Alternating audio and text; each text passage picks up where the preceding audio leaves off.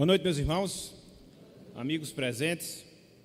Vamos abrir a palavra do Senhor na carta de Paulo aos Romanos, capítulo 5, e vamos ler o texto que nós encontramos do versículo 6 até o versículo 11, o qual nós estaremos considerando, pela graça do Senhor, para nossa instrução e edificação. Romanos, capítulo 5, versículos 6 até o versículo número 11.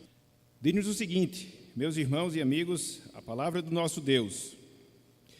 Porque Cristo, quando nós ainda éramos fracos, morreu a seu tempo pelos ímpios. Dificilmente alguém morreria por um justo, pois poderá ser que pelo bom alguém se anime a morrer.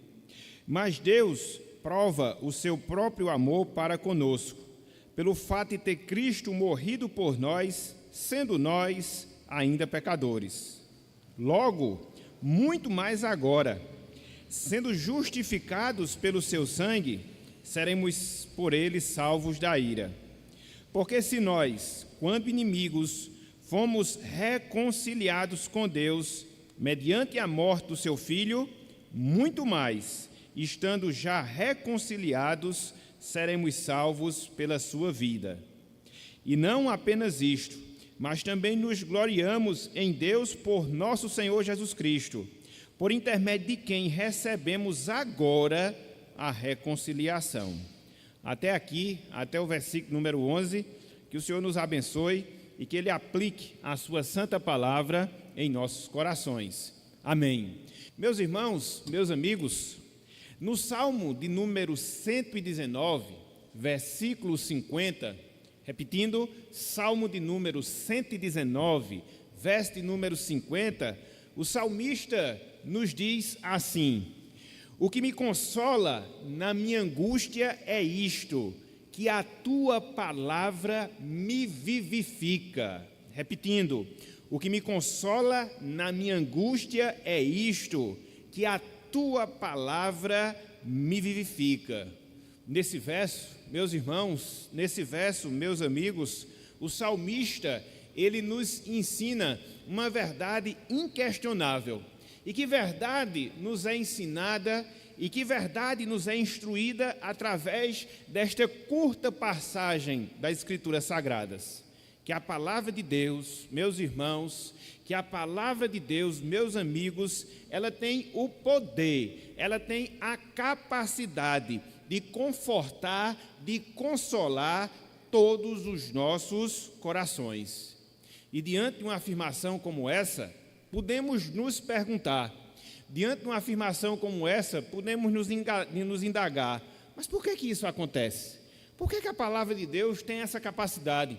Por que a palavra de Deus tem esse poder? Por que a palavra de Deus tem essa força de nos proporcionar conforto, de nos proporcionar consolação? A resposta é simples, irmãos. A resposta é simples, amigos, por causa da mensagem inspirada que nós temos na Bíblia Sagrada, que nós temos na Palavra de Deus. Podemos dizer que a mensagem bíblica, podemos dizer que a mensagem da Escritura Sagrada é em si uma mensagem consoladora, ela é, vamos assim dizer, a essência daquilo que o seu autor, o Espírito Santo, faz em nossos corações, ou seja, confortar e confortar as nossas vidas. Dessa forma, meus irmãos, dessa forma, meus amigos, dentre várias mensagens, dentre vários ensinos que nós encontramos na Palavra de Deus, existe um tema, existe um assunto em especial que produz esse conforto, que produz essa consolação em nossas vidas. Ou seja, o ensino bíblico acerca da salvação e salvação que nós temos em Cristo Jesus. Quando nós, meus irmãos, quando nós, minhas irmãs, paramos, refletimos e pensamos em todo o processo no qual se deu a nossa salvação, em todo o processo que fez com que nós nos achegássemos a Deus, quando nós consideramos nestas coisas, quando nós refletimos nessas verdades, naturalmente, nós somos deveras e deveras consolados e consolados no Senhor Jesus Cristo. Então, quando nós precisamos de alento, quando nós precisamos de conforto, ao considerar, ao meditar no nosso processo de salvação, com toda certeza, nós iremos encontrar muito conforto, muito alento na pessoa do nosso Deus. Nessa passagem que nós acabamos de ler, Romanos capítulo 5, versículos 6 até o versículo 11, o apóstolo Paulo, ele está nos ensinando justamente isso. Nessa passagem, meus irmãos, nessa passagem, meus amigos, que nós temos diante de nós nós encontramos o apóstolo Paulo retratando, pelo menos de maneira geral, todo o processo da nossa redenção. O apóstolo Paulo, ele mostra aquilo que nós éramos antes de experimentarmos da salvação. O apóstolo Paulo nos ensina aquilo que Cristo fez por nós no processo da salvação. Mas não só isso, o apóstolo Paulo nos ensina alguns benefícios que nós temos a partir da nossa salvação. Ele está tratando sobre o tema da justificação. Na verdade, é um tema que ele vem discorrendo desde o capítulo 3. E aqui ele prossegue, mas com esse detalhe. Ao ensinar acerca da justificação, ao ensinar acerca do perdão que nós temos em Cristo Jesus, ele abre espaço para poder detalhar com mais precisão todo o processo no qual se deu a nossa salvação. Aquilo que nós éramos, aquilo que nós fomos objetos e os benefícios decorrentes da ação redentora, da ação salvadora de Deus em nossas vidas. Então, quando nós meditamos nessas coisas, como nós iremos fazer pela graça de Deus nessa noite de hoje, um dos resultados que isso produz em nossas vidas, um dos resultados que isso produz em nossos corações é o conforto que nós temos da parte do Senhor, é a consolação que vem da parte do nosso Deus. Por isso, meus irmãos, por isso, meus amigos, o tema da nossa mensagem na noite de hoje é o seguinte: a salvação e seus benefícios. Repetindo, o tema da nossa mensagem na noite de hoje é o seguinte: a salvação e os seus benefícios. E com base nesse tema, com base nesse título, eu queria que nós discorrêssemos 3 pontos. Eu queria que nós dividíssemos em 3 momentos a nossa mensagem, com base na Escritura Sagrada, para que assim esses pontos nos apontem para essa verdade: a salvação e seus benefícios. Em primeiro lugar, meus irmãos, em primeiro lugar, meus amigos, eu queria que nós considerássemos a situação do pecador antes da salvação. É o primeiro instante, é o primeiro momento da nossa meditação. A situação do pecador antes da salvação. Ao longo desse texto que nós temos, Romanos capítulo 5, versículos 6 até o versículo 11, nós encontramos, meus irmãos, meus amigos, a descrição que Paulo, inspirado por Deus, faz daquilo que nós éramos antes de sermos alcançados pela graça e pela graça salvadora de Deus. E é interessante porque quando nós observamos alguns trechos, quando nós observamos alguns termos que nós encontramos entre os versos 6 até o versículo de número 11, nós somos justamente informados acerca dessa situação, nós somos ensinados acerca dessa nossa condição antes de nós experimentarmos a salvação do Senhor. E quais são esses termos? Quais são essas palavras que retratam? Quais são esses textos ou esses termos? Quais são essas palavras que nos mostram aquilo que nós éramos antes de sermos alcançados pela obra redentora do Senhor Jesus Cristo? Nós temos alguns. O primeiro deles, eu queria chamar a atenção para a palavra fracos que nós temos aí. De maneira específica, no versículo de número 6. Paulo assim diz: quando nós ainda éramos fracos. Quando nós ainda éramos fracos. A palavra fracos, meus irmãos, a palavra fracos, meus amigos, que nós encontramos nessa porção das Escrituras Sagradas, significa literalmente significa estritamente sem força. Essa expressão fracos que Paulo aqui usa transmite a ideia de algo que é impotente, transmite a ideia de algo que está completamente desamparado, que está sem a menor condição de escapar. Para podermos entender um pouco mais essa expressão, basta nós imaginarmos uma pessoa nadando contra a correnteza. Por mais que ela lute, por mais que ela se esforce, por mais que ela seja habilidosa, chegará um momento, chegará um instante, onde ela vai se esvair de todas as forças e vai ser assim superada pela força da correnteza. Em termos espirituais, meus irmãos, em termos espirituais, meus amigos, era assim que nós, antes de sermos alcançados pela graça, nos encontrávamos em relação às transgressões, nos encontrávamos em relação aos pecados. Nós éramos fracos, nós éramos incapazes de resistir ao pecado, nós éramos incapazes de fazer frente às tentações, e aí éramos como que sem força para poder sobressair diante da imposição pecaminosa que a nossa natureza terrena naturalmente nos levava, naturalmente nos conduzia.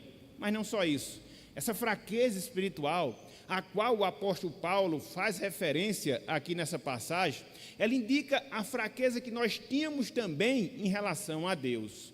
Nós éramos incapazes, nós não apresentávamos nenhum tipo de força para poder cumprir a vontade de Deus, para poder obedecer os ditames que Deus determina para cada um de nós em sua palavra. Então, essa fraqueza a qual o apóstolo Paulo faz referência e que descreve a nossa antiga realidade, antes de sermos alcançados, antes de sermos atingidos pela salvação, reflete, vamos assim dizer, esses dois aspectos. Éramos impotentes para resistirmos às tentações e, como consequência, ao pecado, e também éramos impotentes para poder fazer, executar de nós mesmos a vontade de Deus em nossas vidas. Então, quem nós éramos, meus irmãos, quem nós éramos, minhas irmãs, antes de sermos alcançados pela graça de Deus? Em termos espirituais, nós éramos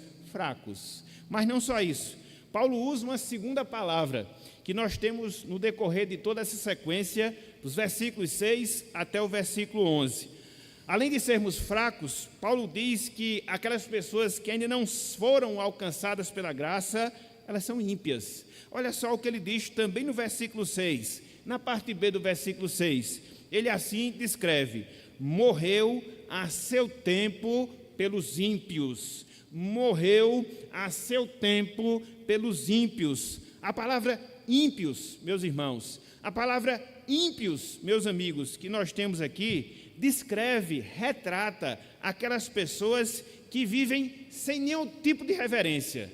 Descreve, retrata aquelas pessoas que vivem sem nenhum tipo de temor, sem nenhum tipo de respeito a Deus. São pessoas que na prática vivem como que Deus não existisse. É aquilo que nós chamamos de ateus práticos. Ou seja, quando você conduz a sua vida, quando você procede nesse mundo, sem que existisse um Deus, sem que existisse uma vontade de Deus para reger a sua vida, você vive de maneira ímpia. E Paulo, ele consegue enxergar e perceber essa realidade. Então, como decorrência da nossa fraqueza espiritual, que Paulo já havia falado no início do versículo 6, ele também diz que nós éramos ímpios, dada justamente a essa característica de nós vivermos sem nenhum tipo de temor, de nós vivermos sem nenhum tipo de reverência e reverência a Deus. Mas não só isso. Paulo nos diz que nós éramos fracos, Paulo nos diz que nós éramos ímpios, e Paulo também diz que nós éramos, antes de Cristo,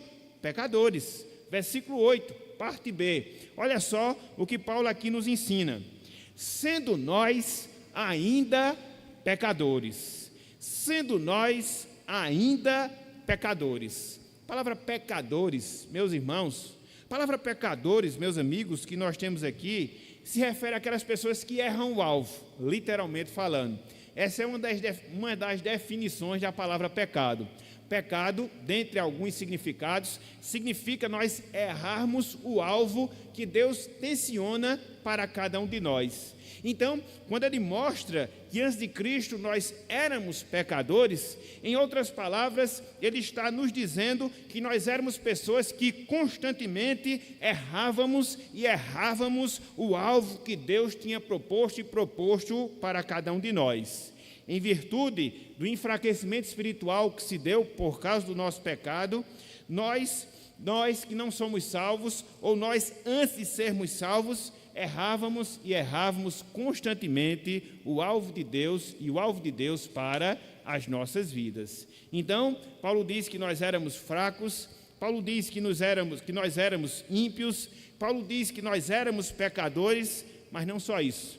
Uma quarta expressão que ele usa, antes de sermos atingidos pela obra redentora de Deus, é que nós éramos inimigos. Nós éramos inimigos e inimigos do Senhor.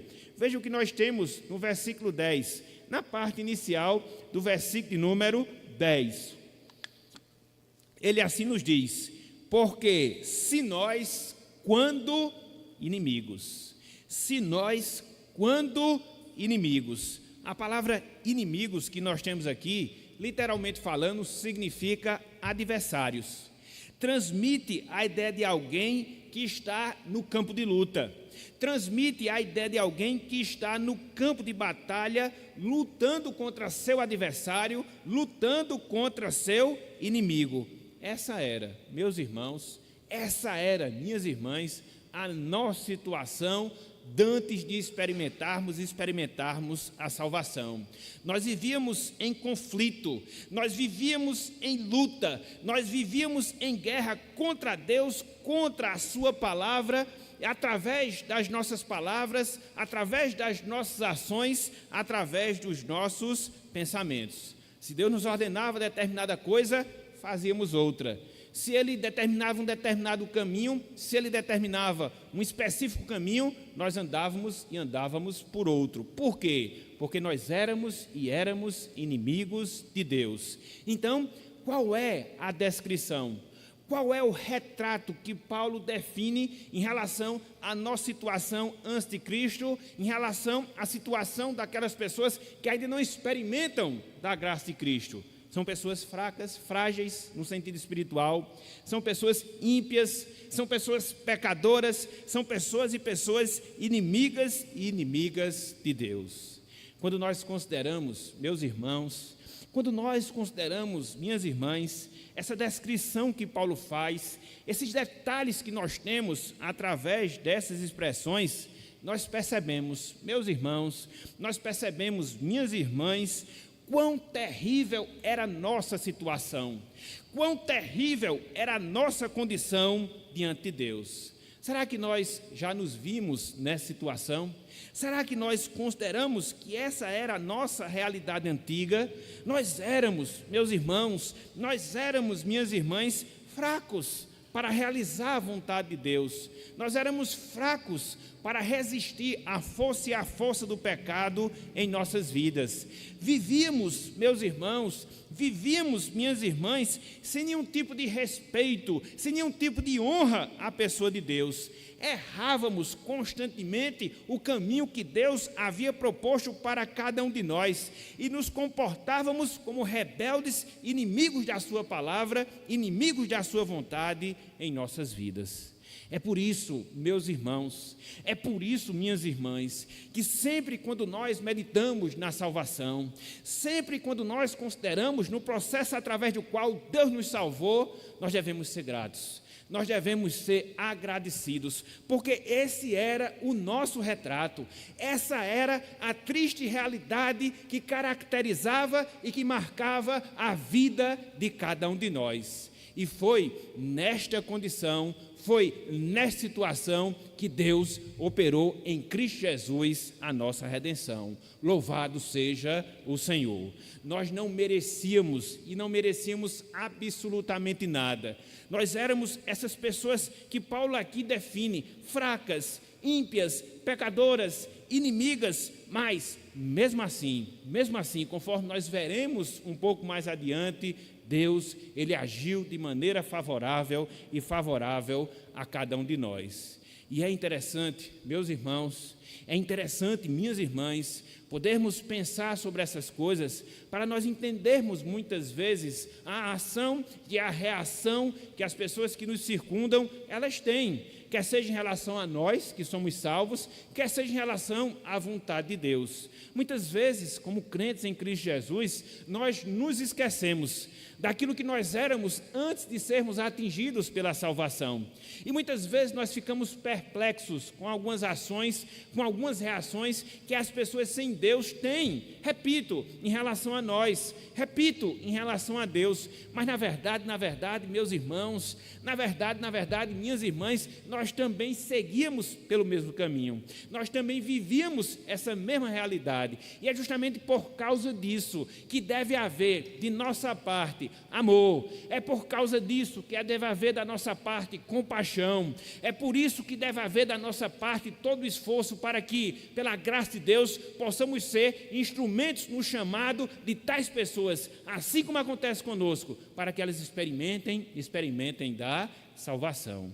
Não existe ninguém tão ruim em termos espirituais, não existe coração tão endurecido que não careça da salvação e que a graça de Cristo não seja suficiente para redimi-las, para que a graça de Cristo não seja suficiente para salvá-las. Então, nós precisamos meditar sobre essas coisas, precisamos ter essa sensibilidade espiritual, de nos colocar muitas vezes na condição dos pecadores, porque nós também estávamos naquela mesma situação, estávamos naquela mesma condição, e por isso devemos ter simpatia e nos esforçarmos naquilo que nos cabe, para que pela graça de Deus sejamos instrumentos na salvação e no alcance de tais pessoas em nossas vidas. Então, em primeiro lugar, o que é que nós temos? Nós temos a descrição que Paulo faz da situação, a descrição que Paulo faz da condição daquelas pessoas antes de serem salvas. O que é que elas são? São fracas. O que é que elas são? São ímpias. O que é que elas são? São pecadoras. O que é que elas são? Elas são inimigas e inimigas de Deus. Mas a história, ela não para por aqui. A história, ela não estaciona num aspecto negativo. Quando nós consideramos o plano de redenção, nós podemos ver outro ponto, ou nós podemos ver outra parte de todo esse processo, outra parte de todo esse desenvolvimento. E é isso que eu queria considerar com os irmãos, com os amigos, nesse segundo momento, ou seja, a compaixão e o amor do nosso Salvador. Se por um lado nós éramos fracos, ímpios, pecadores, inimigos, por outro lado, nós também conseguimos enxergar, nós também conseguimos ver o amor e a compaixão de Cristo, o nosso Salvador. Vejam aí, versículos 6 e também o versículo de número 8, Romanos 5, versículos 6 e também o versículo de número 8. Diz o seguinte: porque Cristo, quando nós ainda éramos fracos, morreu a seu tempo pelos ímpios. Que coisa fantástica. Versículo de número 8. Mas Deus prova o seu próprio amor para conosco, pelo fato de ter Cristo morrido por nós, sendo nós ainda pecadores. Versículo 6 e versículo de número 8. O que nós temos aqui, meus irmãos, o que nós temos aqui, meus amigos, nessas palavras, é algo muito forte, é algo completamente tremendo, que foge completamente à concepção, ao entendimento humano. O que é que nós temos aqui no versículo 6? O que é que nós temos aqui no versículo 8?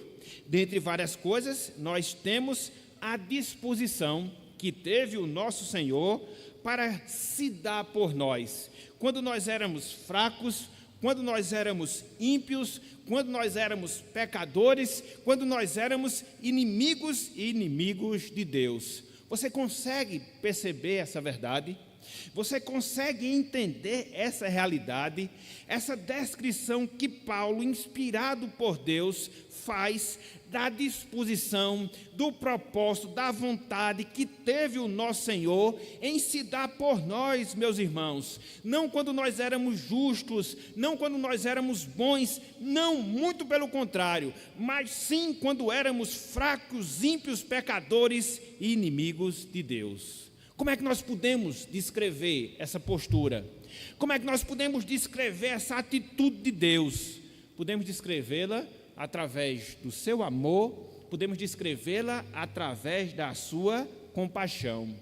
Em essência, meus irmãos, em essência, meus amigos, a compaixão e o amor, elas são entendidas justamente através disso. Quando você é favorável, quando você dispensa algo de bom, algo de positivo às pessoas que não merecem. A compaixão em si, ela significa justamente isso. A palavra compaixão, a palavra misericórdia são sinônimos e elas retratam justamente isso. É você sentir dó, é você sentir compaixão de pessoas que se encontram em situação miserável, mesmo que elas mereçam estar naquela situação, mesmo que elas mereçam estar nessa condição. Foi isso. Foi justamente isso que Cristo ele fez por nós.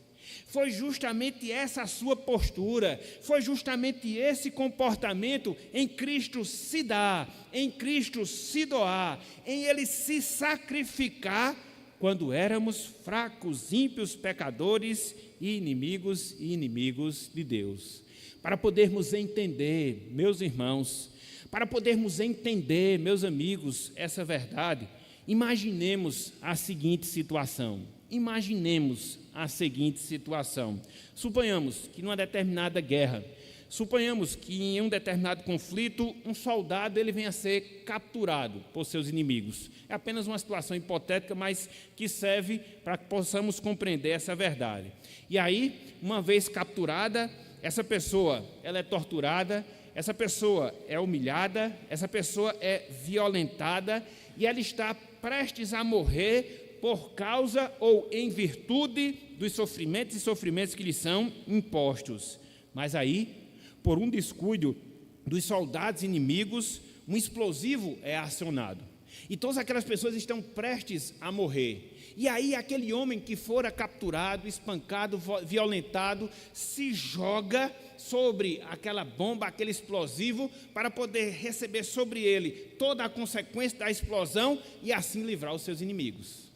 Foi isso que Cristo fez. Foi isso que Cristo fez por nós. Parece algo irracional, sob o ponto de vista humano. Parece algo irracional quando nós pensamos a partir da nossa razão. Como é que alguém se sacrifica? Como é que alguém se dá? Como é que alguém morre por pessoas que não merecem? Pessoas que na verdade são suas inimigas. Pessoas que na verdade são rebeldes a Ele. Mas foi isto, meus irmãos, foi isto, minhas irmãs, que Cristo efetivamente fez em nossas vidas. Movido pelo seu amor, movido pela sua compaixão, movido pela sua disposição de se dar, mesmo quando nós não merecíamos e não merecíamos absolutamente nada. Infelizmente, algumas pessoas, sobretudo em determinados momentos, sobretudo em momentos de tragédia, taxam a Deus como uma pessoa injusta. Mas na verdade, quando você considera o processo de salvação, e sobretudo quando você considera o sacrifício que Cristo fez em nosso favor, nós não encontramos espaço para tal argumento. Nós não encontramos espaço para tal ideia, muito pelo contrário. Porque Deus, Ele nos amou em Cristo Jesus e demonstrou esse amor em Cristo Jesus justamente quando nós não merecíamos, justamente quando nós não tínhamos a menor condição de sermos favoráveis ao Senhor. Então Deus, Ele não é injusto, muito pelo contrário. Muitas vezes acontecem tragédias, sim, e elas atingem muitas pessoas, mas jamais nós podemos taxar Deus de injusto, porque quando nós olhamos para a cruz, nós vemos ali todo o amor, toda a compaixão que Ele revela na pessoa de Cristo, quando Ele se dá e se sacrifica por nós, mesmo quando nós não merecíamos. É por isso que no versículo número 8, Paulo diz: mas Deus prova o seu próprio amor para conosco, pelo fato de ter Cristo morrido por nós, sendo nós ainda pecadores. Isso é que é amor, meus irmãos. Isso é que é amor, meus amigos. Amar aquelas pessoas que nos faz bem é a coisa mais fácil do mundo. Cristo até já havia falado isso. Todos nós somos capazes de proceder dessa maneira. Todos nós somos capazes de agir assim. Contudo, amar inimigos, aí não. Aí tem que ser graça de Deus mesmo. Amar inimigos, aí não. Aí tem que ser a compaixão de Deus. É por isso que em Cristo Jesus nós vemos esse amor, nós vemos essa compaixão divina se revelando de maneira plena, se revelando de maneira absoluta, haja vista aquilo que nós éramos, e mesmo assim Deus nos amou e se compadeceu por cada um de nós que louvamos e louvamos o seu nome. Portanto, meus irmãos, portanto, minhas irmãs, diante de uma demonstração tão grande de amor, diante de uma demonstração tão grande de compaixão que nós vemos na pessoa de Deus, a partir do sacrifício de Cristo, só nos resta, dentre várias coisas, pelo menos uma em especial: ficarmos constrangidos. É aquilo que Paulo, lá em 1 Coríntios, capítulo 5, verso número 14, nos ensina. Ele nos diz ali que o amor de Cristo, ele nos constrange, e nos constrange mesmo. Na verdade, o amor de Cristo deve nos constranger constantemente, deve nos humilhar, deve nos rebaixar por aquilo que Ele fez por nós, quando nós não merecíamos absolutamente nada. Como nós muitas vezes, meus irmãos, como nós muitas vezes, minhas irmãs, nós somos ingratos em relação a isso aí. Muitas vezes apresentamos muita disposição para servir a Deus.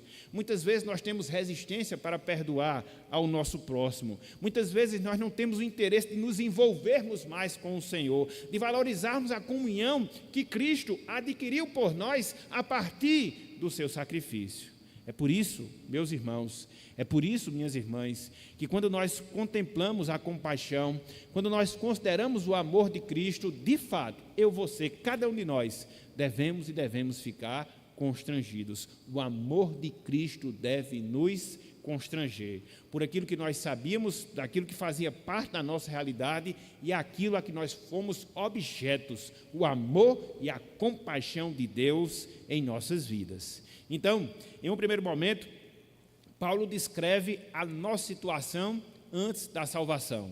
Conforme nós vimos, éramos fracos, éramos inimigos, éramos ímpios, éramos também pecadores. Mas a história continuou. E mesmo diante dessa situação, Cristo revelou todo o seu amor, Cristo revelou toda a sua compaixão para cada um de nós ao se sacrificar na cruz do Calvário.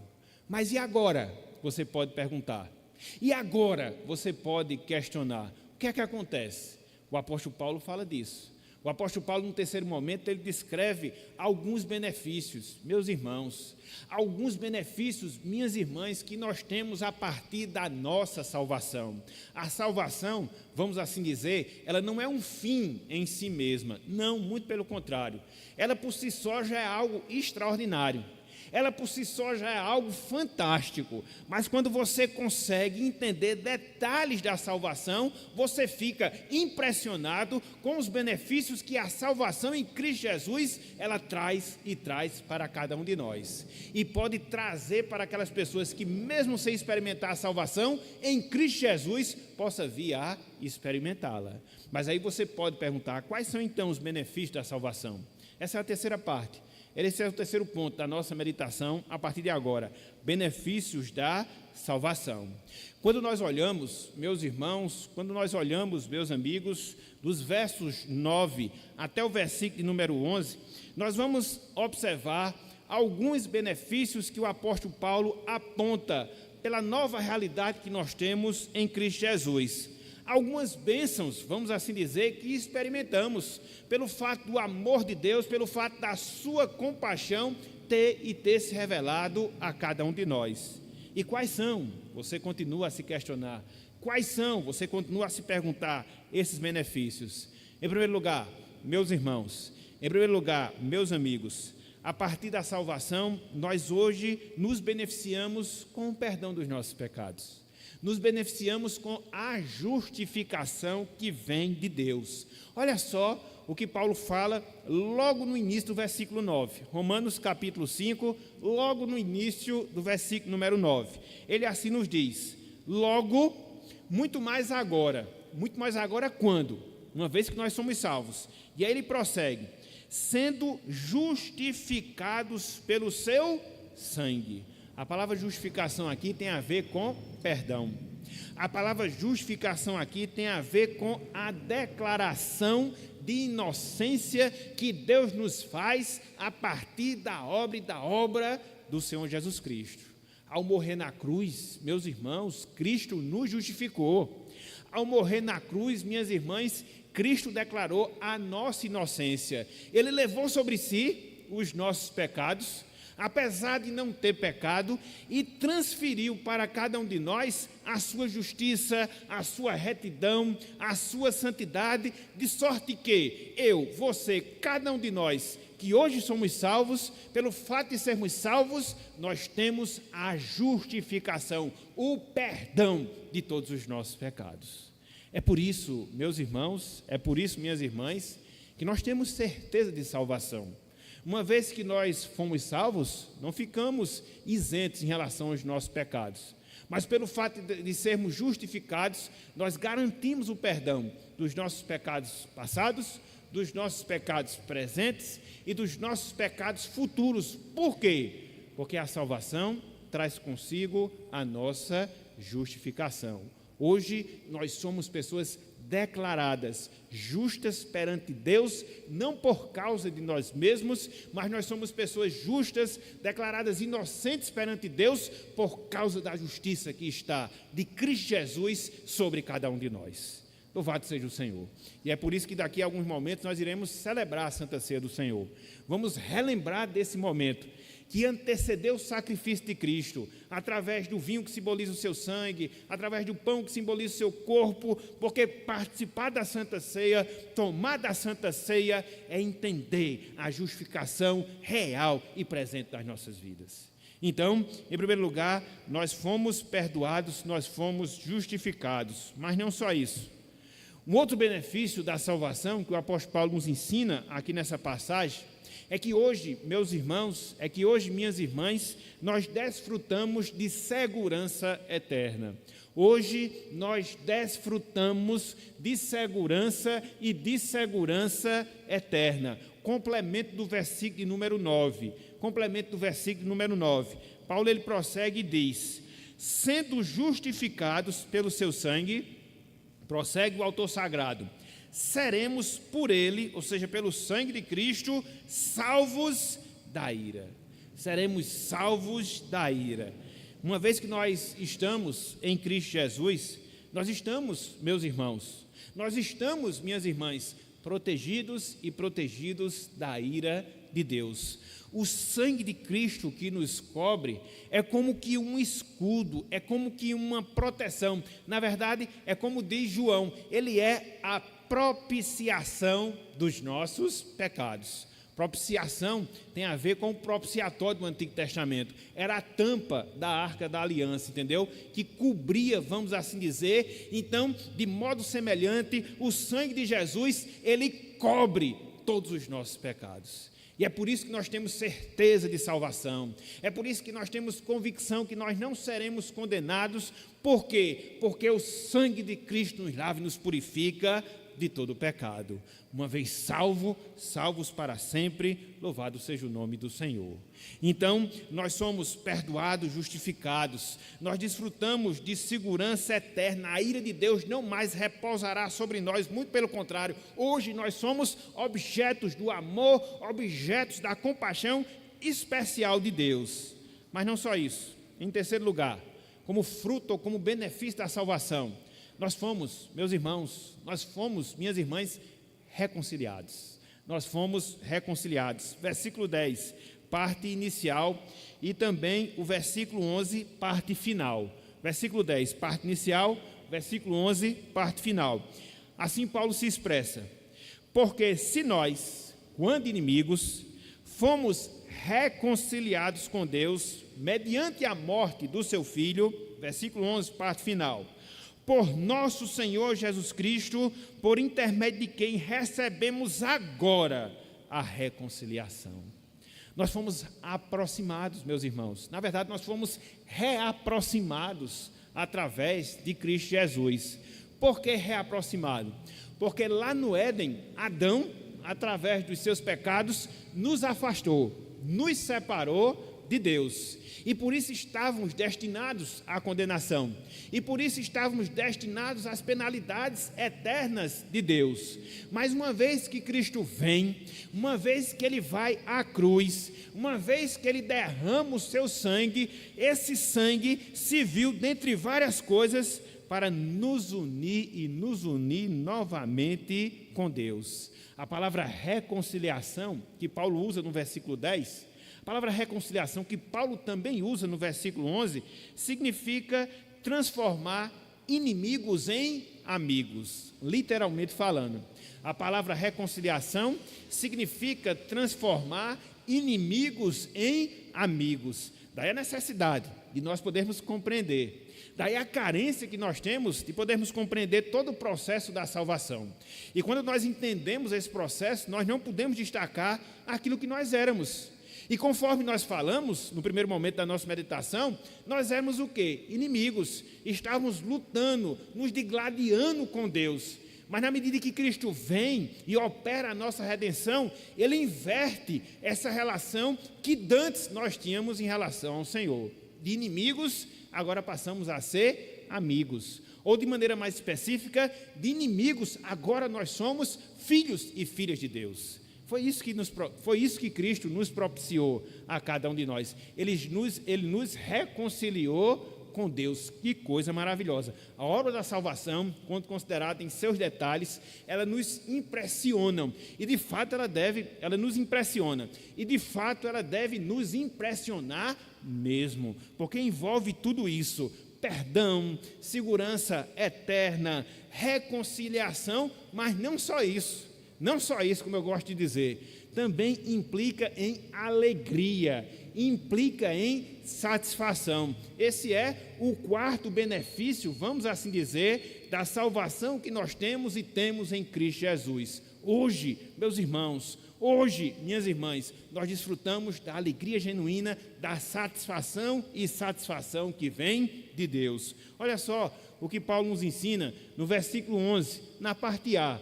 Na parte inicial do versículo 11, ele assim nos descreve, ou escreve: e não apenas isto, mas também nos gloriamos em Deus por nosso Senhor Jesus Cristo. Nos gloriamos em Deus por nosso Senhor Jesus Cristo, por intermédio de quem recebemos agora a reconciliação. O texto é claro, meus irmãos. O texto é claro, meus amigos, nos mostra que essa alegria, ela é vinculada à reconciliação que nós temos de Deus. Antes nós éramos inimigos, vivíamos tristes. Antes nós éramos inimigos, vivíamos sem alento. Mas na medida em que nós nos tornamos amigos, na medida em que nós fomos reconciliados, a presença de Deus, que agora é real, a presença de Deus, que agora é verdadeira na nossa vida, transmite-nos a alegria, e a alegria que vem do Senhor. Não é qualquer alegria, não, mas é uma plena alegria. É por isso que a Bíblia relata, dentre várias coisas, que o servo do Senhor, ele é uma pessoa bem-aventurada. A palavra bem-aventurado significa mais que feliz. E por que nós desfrutamos dessa alegria? Por que nós desfrutamos desse sentimento? Pela consciência que nós temos que fomos salvos, pela consciência que nós temos de que fomos perdoados, pela consciência que nós temos que desfrutamos de segurança eterna, pela consciência que nós temos de que nós fomos reconciliados. Como é que nós não podemos nos alegrar diante de uma situação como essa? Como é que nós podemos meditar nessas coisas sem que o nosso coração fique regozijado? Não tem condições, meus irmãos, a não ser que você tenha um coração muito duro e talvez você não tenha ainda experimentado a salvação. Mas uma vez que você foi mudado, uma vez que você foi transformado, uma vez que você foi feito nova criatura em Cristo Jesus, considerar essas coisas produz naturalmente alegria, gozo e satisfação em nossos corações. Então, meus irmãos, então, minhas irmãs, que nos confortemos com essas verdades. A gente vive em um mundo de tantas angústias, a gente vive em um mundo de tantas tristezas, e nós temos como remédio para esses momentos, nós temos como solução para essas circunstâncias, olhar lá para trás e vermos aquilo que Deus realizou nas nossas vidas em Cristo Jesus. Todos esses benefícios que são reais nas nossas vidas, para que assim tenhamos ânimo, para que assim tenhamos vigor e dessa forma possamos, de maneira firme, prosseguir na caminhada que Deus propôs a cada um de nós.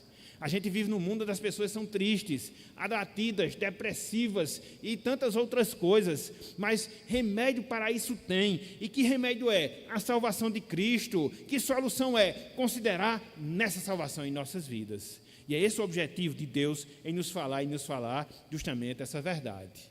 Então, meus irmãos, meus amigos, nessa noite de hoje, nós vimos um pouco, de maneira bem resumida, nós vimos um pouco, de maneira bem sintetizada, a história da salvação. No nosso caso, meus irmãos, no nosso caso, minhas irmãs, a história da nossa salvação.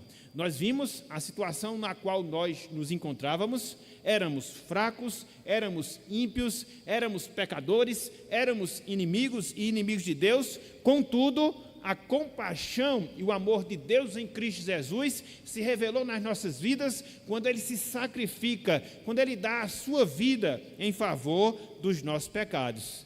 E na medida em que isso aconteceu, no instante em que isso se deu nas nossas vidas, hoje nós temos perdão, hoje nós temos segurança eterna, hoje nós temos reconciliação, hoje nós temos alegria.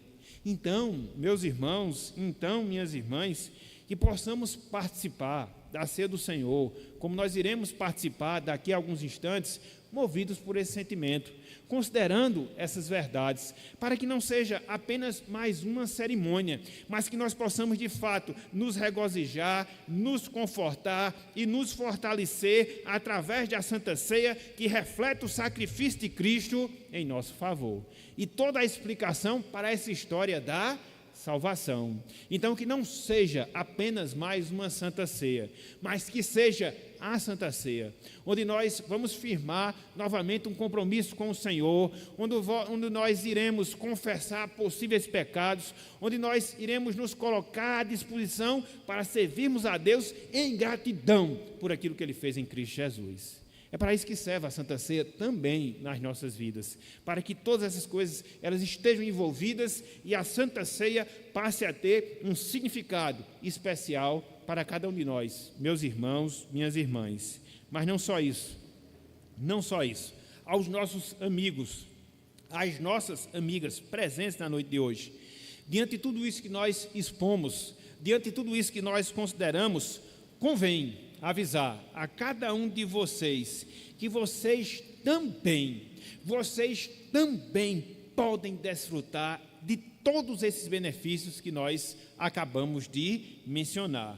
Vocês podem sair da triste condição na qual vocês se encontram, fracos em termos espirituais, vivendo uma vida de piedade, vivendo uma vida de pecado, vivendo uma vida de inimizade. Não só isso, na medida que vocês se arrependem pelos seus pecados, vocês podem experimentar do amor, vocês podem experimentar da compaixão de Cristo Jesus. Mas não só isso, uma vez que essas realidades se tornam verdadeiras em suas vidas, vocês também podem desfrutar de perdão, de segurança eterna, de reconciliação e de alegria genuína, alegria no Senhor.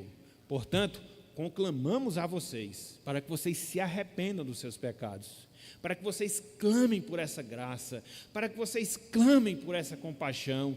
Não há um pecado tão grande, não há um pecado tão grosseiro que o sangue de Jesus Cristo nos purifica ou o purifique. Então, esse é o desafio que o Evangelho impõe a cada um de vocês, no sentido de vocês clamarem por graça, no sentido de vocês clamarem por compaixão, para que Deus, através do seu Espírito, abra a sua mente, abra o seu coração, e essas verdades elas possam encontrar guarida em seus corações, e a partir disso vocês possam tomar as atitudes requeridas por Deus. Para quê? a semelhança do que acontece conosco, melhor dizendo, a salvação venha a ser também uma realidade em suas vidas. É por isso que o Evangelho é pregado, é por isso que o Evangelho ele é anunciado, tendo em vista, dentre várias coisas, essa chamada, e é essa chamada que Deus faz a cada um de vocês. Então, clamem a Deus para que Ele implante essas verdades nos seus corações, disponha os seus corações a abraçarem o Evangelho para a glória e louvor do Filho de Deus. Então, meus irmãos, meus amigos, que Ele, Deus, nos abençoe, que Ele aplique a sua palavra em nossos corações e que nos confortemos, conforme nós vimos, considerando sobre a salvação e sobre os benefícios dessa salvação em nossas vidas. Que Deus nos abençoe. Amém.